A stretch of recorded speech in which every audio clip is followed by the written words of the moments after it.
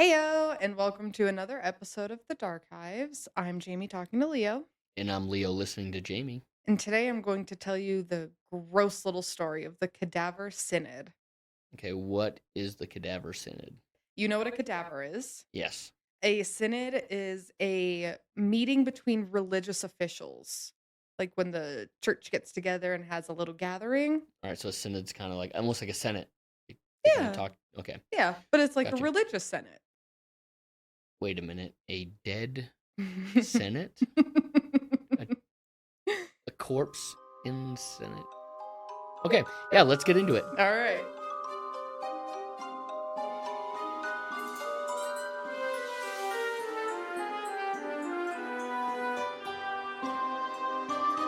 We are starting our story in the middle.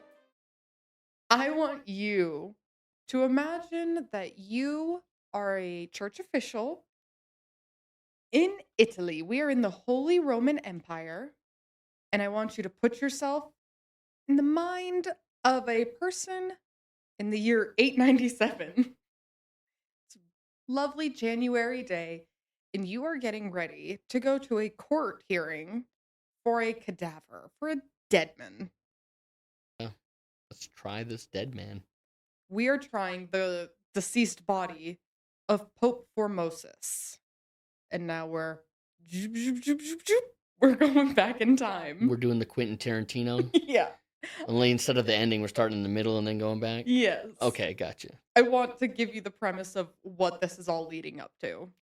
So the Cadaver Synod, also known as the Cadaver Trial, was the posthumous ecclesiastical trial of Pope Formosus. It took place in a very politically Turbulent. turbulent, that's the word, thank you. A very turbulent time in politics for Italy. We're in the Holy Roman Empire, and we're taking place between the mid 9th century and the mid 10th century.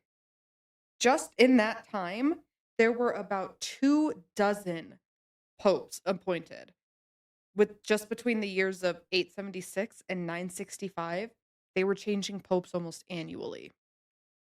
Just for context, in the last 93 years of our history since 2025, we've only had 8, and one of them only lasted for 33 days. So they were pushing through popes back in the day. Flying through the popes like crazy. We hold on to our popes. Yeah, we cherish them.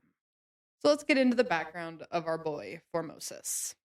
He was born in around 816, assuming in Rome. We don't know for sure. Obviously, record keeping wasn't top notch back then. Yeah, no birth certificates or anything like that. They did not have it. No little foot stamps for mommy and daddy. Might have had them on their clay tablets back in the day. Oh my god, that'd be really cute if we found that. When the clay's still wet, just like a little imprint. Oh yeah, they could just I'm thinking biblical. Stamp that thing on granite. But no, you're right. Clay. I did say clay, so yeah, no, Yeah, that makes more sense. clay's And clay wet. was around then. I assume so, yeah. No, it was. It Yeah. was. Yeah. Yeah. He was appointed Bishop of Porto Santa Rufina in 864. So that's when he is getting in. He was involved in the church earlier, but he officially got into the bishophood. Bishophood? So 864, he becomes a bishop. And this is Eight. where. You said 890 was the beginning. That was the middle, right? 890. Yes. 864, he becomes a bishop. So I know in less than 30 years, this guy's dead. Oh, yeah. Right around 30 years from now, he's dead. That's okay. He was born in 816. You figure 816, he didn't die until 896. Right. I'm just getting the lineage right. That's all I'm doing. Yeah, the timeline there. Yeah. Yeah. Well, he had a long life. He did okay for back then. But anyway, so we were a bishop in 864. 2 years later, in 866, he was recognized for being just the best, magnifique, at his role as a bishop. So he was appointed as a papal legate, which is just kind of like a representative for the church. And he was sent to Bulgaria. Okay. He was sent over there just to kind of introduce the churchhood. Be like, look at this, isn't it neat? I represent the church and look at how neat I am. he's doing that kind of thing out there. He was actually so good at this that Boris the First, who was the ruler of Bulgaria at that time, asked the current pope, Pope Nicholas, if Formosus could be appointed as the Archbishop of Bulgaria. Moving up in Bulgaria. Yeah, he was trying. Well, the leader, Boris, wanted him to. He was good at what he did, apparently. They wanted him. Good representative and going higher. Yes. But no, because Pope Nicholas said no. This was due to a papal law that prohibited a bishop from overseeing more than one diocese to prevent the accumulation of like power and resources. So, Okay, if he's in Bulgaria, what other diocese?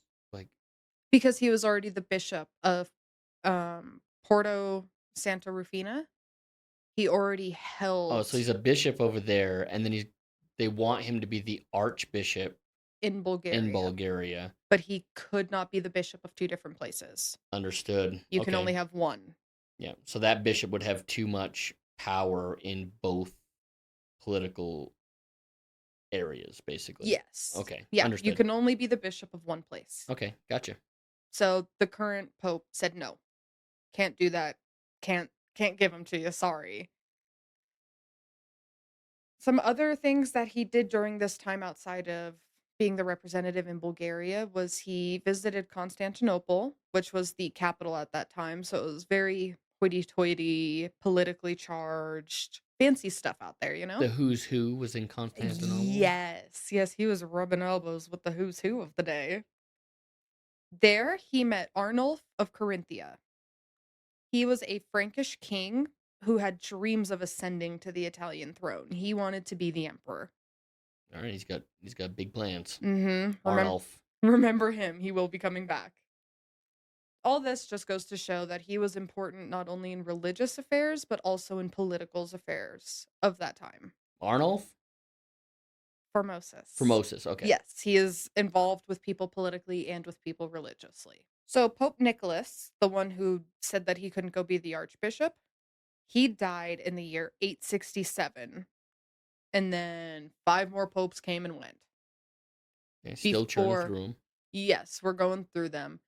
5 more came between Pope Nicholas and our boy, Formosus. He will become pope. That is the whole point of this story. In between those two, though, comes Pope John VIII. Now, he came 2 popes after Nicholas, who died. He's gone. Nicholas is gone. Forget him. Now we're focusing on John VIII. He is most notable right now for accusing our boy, Formosus, of conspiring to usurp the papacy and trying to influence in Bulgaria. Bulgaria didn't want anybody else. They just wanted Formosus, and Pope John saw that as a threat. So years later, he still has deep ties in Bulgaria. That's Formosus still has deep ties in Bulgaria. And this guy, what is his name? Pope John VIII. Pope John, while he's pope, is accusing him of trying to influence Bulgaria and trying to usurp the papacy. Trying to take it. John's kind of giving like a paranoid vibe right now. We don't know if it's true. Obviously, John, he had his thoughts, and we don't know what Formosus was really thinking, what he was really doing. No, we do know the leader of Bulgaria did want Formosus. Yes. A few years ago. Yes. He did want him. But do we know Formosus was really trying to take over everything? No. Formosus didn't leave a little journal for us to go back and read. But these are the accusations that are being put against Formosus. This ends up causing Formosus to flee Rome in 875. He was scared of the political backlash, the religious accusations being hurled at him, and he straight up left. The Pope is after me. I gotta get out of here. I gotta go. This dude's got too much against me right now. I can't be here. Well, I mean, when politics and religion are that tightly intertwined, I mean, being an accusation of a power grab back in those days, I mean, that could be a death sentence. So. Yeah, very much so. Very much I get it. Grab your stuff and run, dude. Yeah. They tried to call him back, the church did, and he refused. He was like, "No, this is a trap. I'm not going back to face persecution or whatever you guys are trying to do to me right now." So John tried to get him back into Yeah. town, was like, hey, let's talk about this. He's like, Yes. yeah, no. Yeah. Okay. Formosus was like, "No, this is a trap, and I'm not dummy. I'm no dummy. I'm not falling for this." Yeah. And he wouldn't come back. So Pope John threw a little fit and excommunicated him in 876. Mess with the Pope. Get the horns. I You get kicked the hell out. Yeah. Can you say hell? You get kicked the heck out. I mean, I guess. I don't mind. I still say it. Get kicked the hell out. Get the hell out of my city. Get the heck out of here. So our boy is officially excommunicated in the year 876. No longer involved with the church. Pope John said, goodbye. Did not want anything. Then, in 882, so this is 6 years later, after Formosus was excommunicated, bitter little Pope John dies. He's out. And in between that time, we go through 3 more popes. One of them being Pope Marinus I. You don't have to remember him. All he does is while he is pope, he absolves Formosus of these accusations, and he is reinstated to his bishop position. He said, Formosus, you got a bad deal. John did you wrong. Pope John did you wrong. Yeah. So come back home. Come back, baby. Come on. Okay. And so he is then reinstated as a bishop. Do we know what Formosus is doing these years that he's excommunicated? Is he just in hiding? Or is he doing some stuff over in Bulgaria? Because we know boys got ties in Bulgaria. I tried looking and I couldn't really find too much. When it comes to researching Formosus, the vast majority of what you're going to find is this event. Is the main event that we're building up to? Yes. Okay. Yeah. Not much outside of that? No. But we know that he's able to come back. He does this bishop thing again. And he's doing that for about 10 years until he is elected as the Pope in the year 891. Formosus makes it big. All right, so let's get into his papacy and what led to this eventual trial. What events caused this trial to even occur. So Formosus was involved in a few different political issues and events throughout his papacy. Silly things just like who's going to be sitting on the French throne. Nothing really crazy until we hit a specific event of who was going to be in the Roman emperor position. You say nothing too crazy. They're talking about power structures in different parts of Europe. Name me the king of France in the year. I don't know off the top, but I'm just saying those aren't little events. Okay, so he's right. He's in the middle of major power structures. Is the way I would say that. Yep. Like that's he is. He's making moves. I'm downplaying our boys. Political reach. He's the Pope. He's got he says, hey, I don't know. Give me a. You're not the king. You are because I like you more. He's trying. He's making political moves as well as. I don't even know if it's a king. Whoever the ruler is of France. I don't know. I don't know what France even looked like back then. Yeah, all I know is that we are in a Holy Roman Empire, and we do not like the current emperor. So Formosus doesn't like him. Nope. Okay. Nope. He's got a problem with the sitting emperor. All right. Is Formosus? I feel like Formosus is our boy. Is he our boy? He's our boy. Okay. He's our boy. So I'm team him. Okay. We're team him. Yeah. Fuck this emperor. I'm out. He might do a little kind of shady stuff, but look at anybody in power. Who's not a tiny bit shady? And ideally, no one, but yeah, people in power usually abuse it. Yeah. So the current emperor that we have right now is Guy the Third. Could be Guy, could be Guy. I'm going with Guy. I like Guy. I'm committed to that pronunciation. Formosus started to look to kind of move against him. He just didn't trust him, didn't like him. Ballsy stuff to do back then when the emperor was everything. And we're in the Holy Roman Empire. Yeah, but he's the Pope. He is the Pope, but it's not like he has a rare job. We're flying through popes. Popes come and go. Emperors. They're the real deal. Guy the Third heard this though, or somehow caught wind that Formosus was kind of looking to like move against him in some way, and then said, "No, how about you name my son Lambert as the co-emperor?" So in April of 892, Lambert is crowned co-emperor of the empire.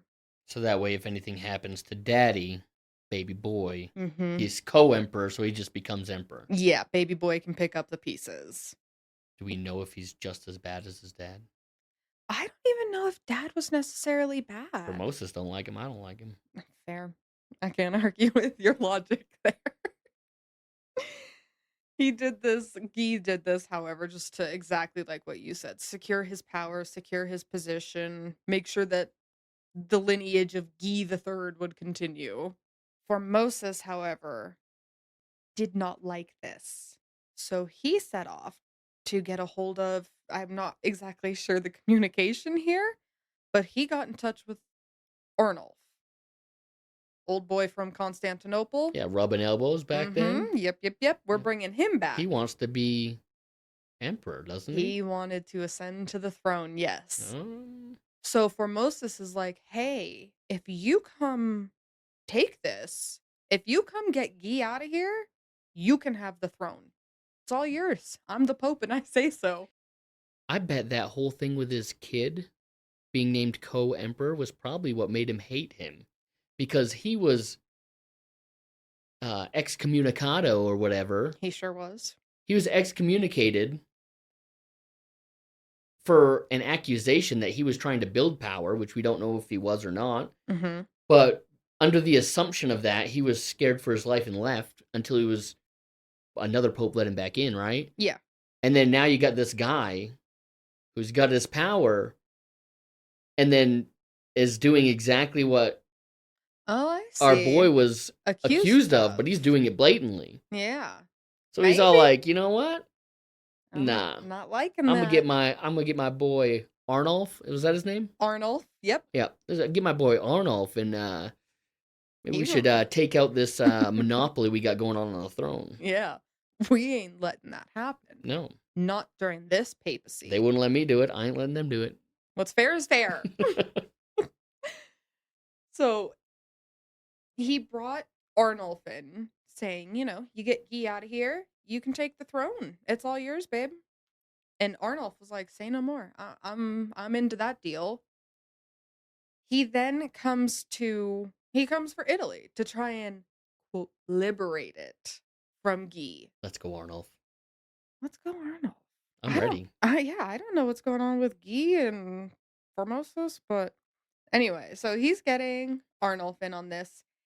And by the next year, Arnulf's army had control of all of the country north of the Po River, which is the largest river in Italy. It's kind of up towards the top of the boot, kind of up north. Arnulf, all this to say is that he is taking land. And that was in 894. So later that year, in December of 894, Guy dies. So he's Audi 5000, which means the empire now belongs to his son. Yes, it now goes to Lambert. Lambert at the time was too young. So he was technically emperor, but the new regent was his mother, Algetrude. I hope I'm saying that right. Algetrude. I trust you. Thank you. And even if it's wrong, these names are long from gone. 800 AD. Yeah. We're good. Yeah. So now it's belonging to wife and son, but in autumn of 895, Arnulf did end up seizing Rome and was crowned emperor by Formosus the very next day. Formosus just hooking up his friends from back in the day. Yeah. You treat me good, I'll treat you good.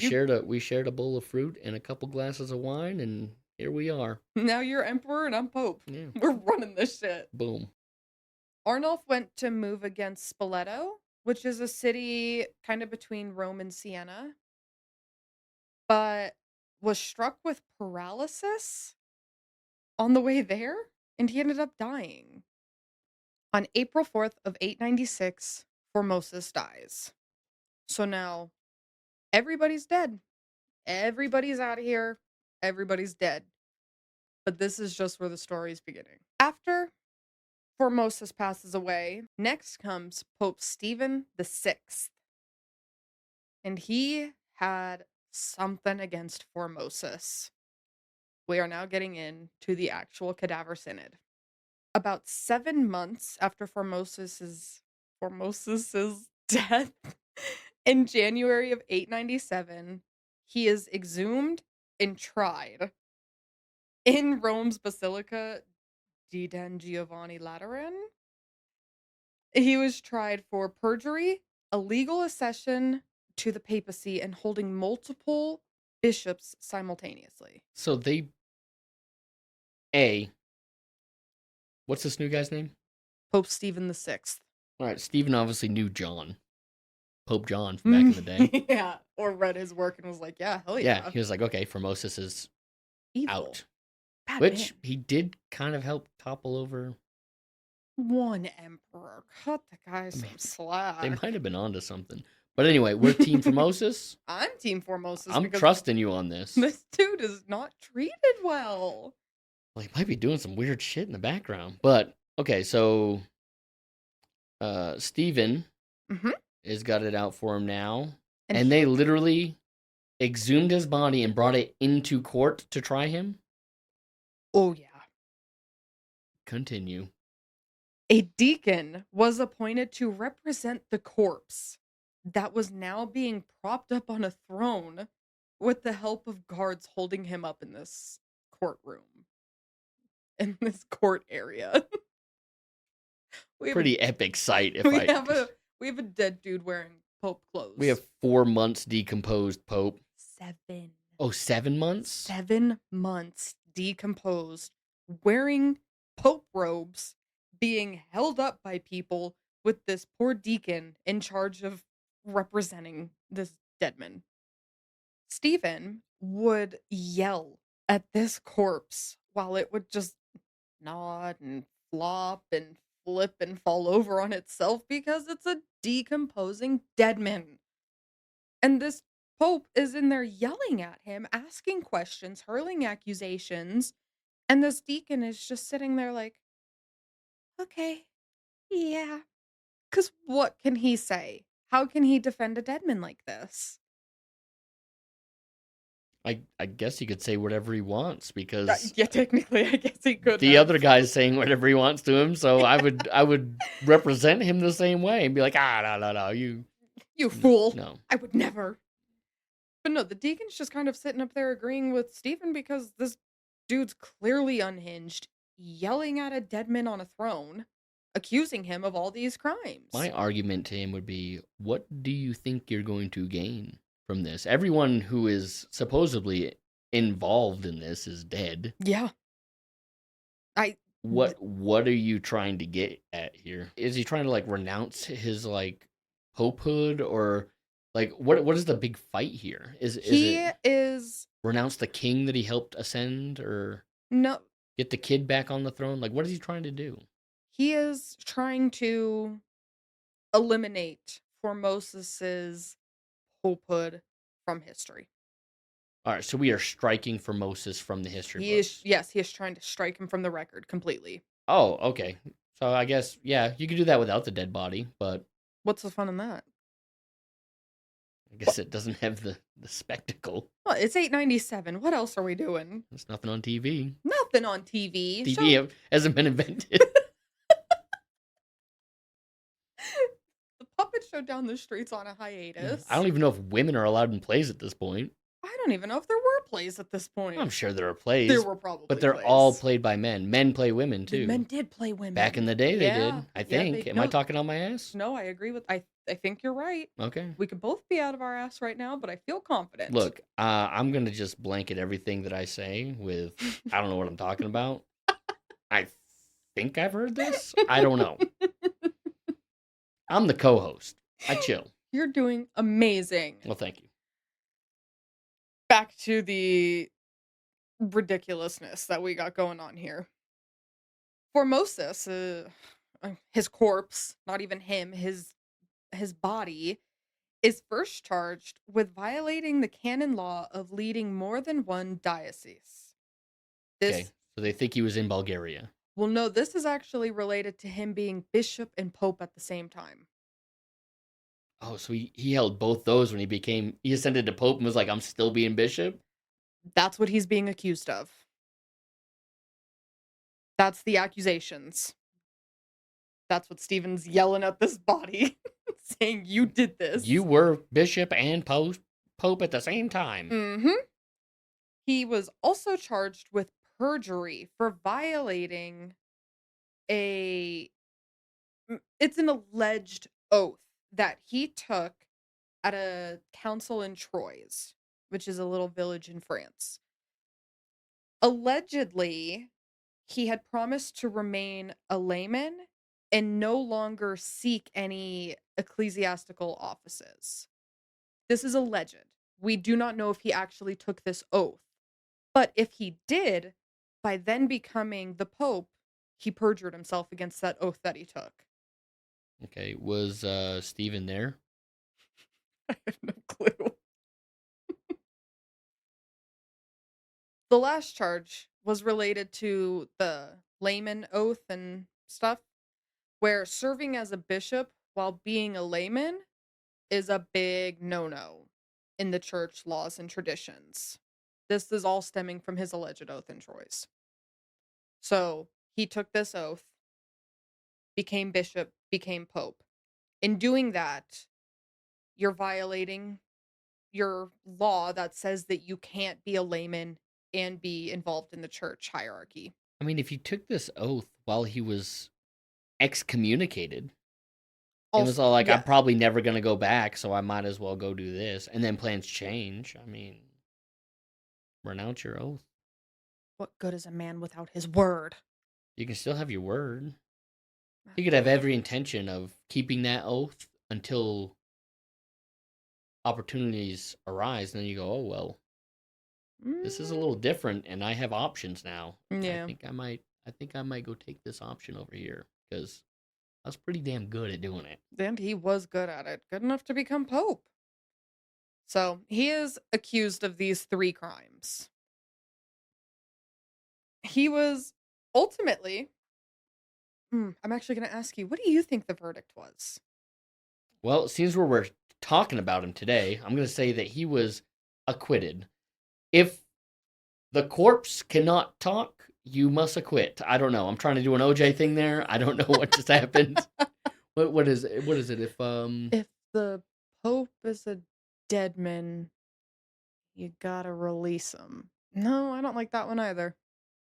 Listen. Mm-hmm. If the man can't sit, you must acquit. Because he was being propped up the whole time he was in that courtroom, flopping over the place. If he can't sit, you must acquit. That's my OJ spin on it. If this Pope can't talk, we gotta let him walk. Oh, I like that one. I like that one. That one's good. Yeah. Wrong. He was found guilty. Holy shit. Okay. He was found guilty on all charges. Stripped of his popehood? They desecrated this man. Brutalized his corpse. They immediately... Flogging? No. Oh. That would have been bad too. But this isn't good. You said either. decimate. I was like, they ripped him apart? Like, messed him up? They kind of messed him up, but not okay. We'll get into it.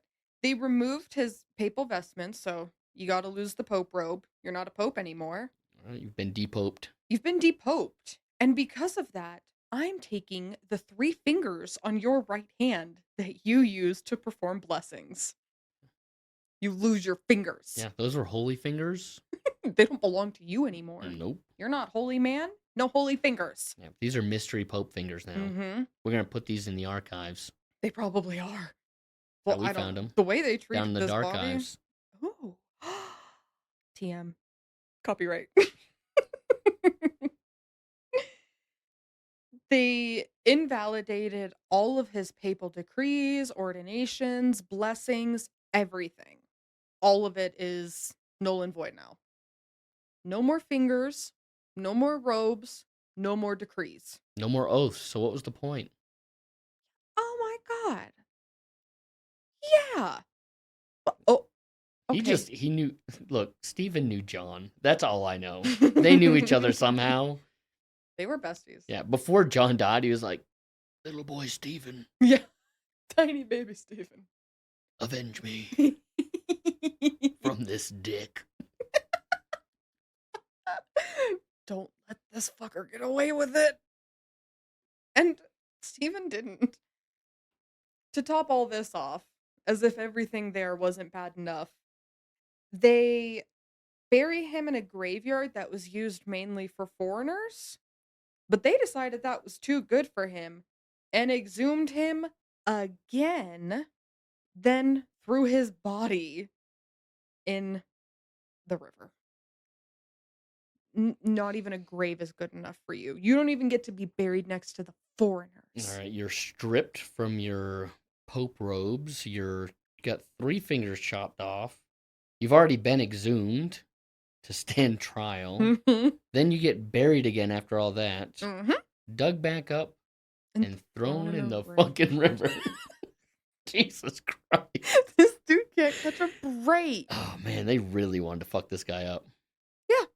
They literally tied weights on the corpse and just popped him in the river. They gave him the OG Mafia treatment. Yeah, they did. Okay. They did. Yeah. Yeah. And it was in Italy too, so that totally tracks with the Mafia. Mm-hmm. Mafia's looking in history books like, that was a good idea. Mm-hmm. Yeah. The public obviously did not love this whole spectacle. They thought this was absolutely crazy. This is insane, unhinged behavior that we will not be standing for. Agreed. Fully agree. Hard agree. Pope Stephen is on his downfall now. The public is not loving this. Pope Stephen's got to go. He's clinical. He's a madman. He's a madman. Screaming at corpses. Chopping fingers off. He's desecrating corpses. And giving the old swim with the fishes. Mm-hmm. Yeah.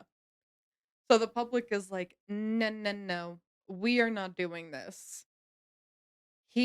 Pope Stephen, was then deposed, imprisoned, and later strangled to death. It was savage back in the day. Oh, I can't believe I'm laughing at a man being strangled to death, but it's absurd. I guess when you scream at corpses and dig them up twice and chop fingers off and throw them in rivers, You gotta be strangled. strangled. You're incorrigible. You gotta go. This fucking Steven just Last words was like, fuck Formosus. fuck Formosus. I just imagine like the Simpson choke. Yeah. Eyes bulging, tongue out. Yeah. Looking clinical like what he was. Well, Steven's done. Yeah. He's toast. He's outie. Been choked the fuck out. Yep. So we're once again moving on to another pope. We have Pope Theodore II, who was only pope for 28 days. But in that time, he brought Formosus back into the popehood. He resurrected him and said, I'm sorry. I meant like, Yeah, didn't strip him of his, reinstated his title. Well, let me finish. He was only pope for 28 days in December of 897, but he held another synod that reversed the ruling of the Cadaver Synod. So yes, you were spot on. Did they dig up He's in Stephen? a river. Did they dig up Stephen Oh. to scream at him and say how wrong he was to do this? No, and there's Oh, you're right, because he would have been strangled to death if he did that, because he's crazy. because that's insane. Another pope, Pope John IX, who was pope from January 898 to the year 900. This is a different Pope John. Yes. Yeah, we're on a different John. The other John's dead. So this is new John. I was just making sure. We got Theodore and new John, who both held synods and was like, well, that was crazy. we're not going to listen to that. Oh, New John is good John. New John is a good John, yes. Okay, gotcha. Theodore and John are both like, that was wild behavior. We reverse that. We do not recognize that. That was a weird little blip in the Pope timeline here. Formosus's body was retrieved from the river either by a fisherman and then it was protected by monks, or it was just straight up found by monks. Different sources had different tales on how it was found. Yeah, but Either they way, found Formosus. Formosus is now out of the river. 3 fingers shy. 3 fingers shy. And naked. Naked.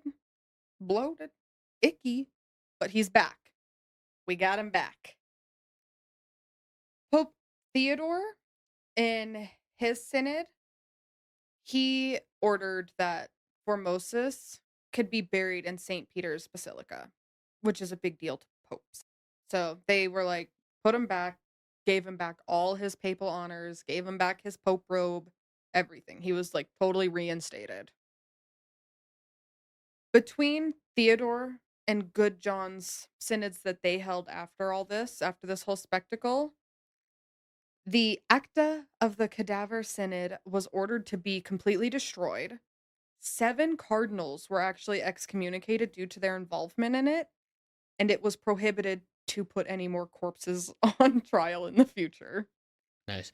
They tried real hard to put Formosus down, and they thought they did it. But even in death, you can't stop our boy. Making money moves left, right, front, and center. The more they messed with this guy, the higher he went. Yeah. You know that, right? They messed with him. He took off for a while, and they're like, no, you can come back. And he's like, all right, now I'm Pope. Yeah. And then yeah. They're like, wait a minute, you shouldn't have been Pope. And we're going to chop your fingers off and do all this stuff, and you can't do anything about it because you're dead. And then they're all like, yeah, no, that was wrong to do. And now let's bury him in like the holiest place we can think of. And he's all like, every time I come back at a higher status. I come back better, baby. Yeah. Even in death, I keep rising through the ranks. This dude's a G. Yep. Like a GG. Yeah. Got all of his honors back. Got his fancy little Pope robe back. And that was that. That is the dark, weird, wild tale of the Cadaver Synod. That is quite the tale. It's a lot. Yeah, no, it's crazy. I mean, yeah, it is a lot, but it's a lot to get up to that one peak moment of a dead guy getting screamed at in court. Lunacy. Yeah, and then it coming back, and him being reinstated and buried properly. Yep, it is just crazy to me that they really took a dead body out and put it on trial, and like did a whole show about it. I cannot begin to understand what possessed this man to do that. Why Stephen was like, yeah, fuck Formosus. In death. I'm taking everything. Power makes people crazy. Period. That's what I get from the more power you got, the higher the chances of your crazy coming out. 100%. Excellent little summary there. Yeah.